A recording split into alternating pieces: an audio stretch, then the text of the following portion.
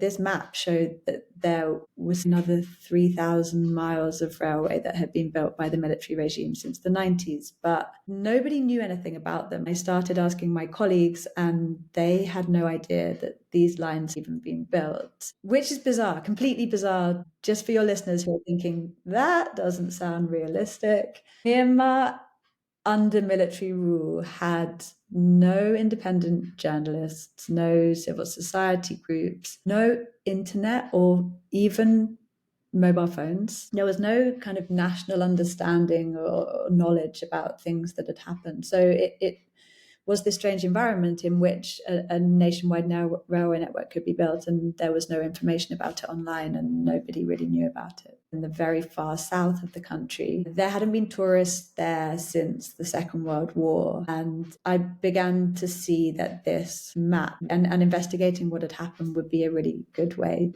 to get out and travel and to learn something in the process. I didn't really know what I was going to find. There was a little bit of information online, testimonies relating, particularly in the south, to mass forced labour for building these railways. I went to see a few people in Yangon, including the UN agency, the International Labour Organization, who they told me about the practice of forced labour and how that had happened everywhere. So I had an inkling of what I might find in the south, but beyond that, I really, really didn't know what I was going to come across.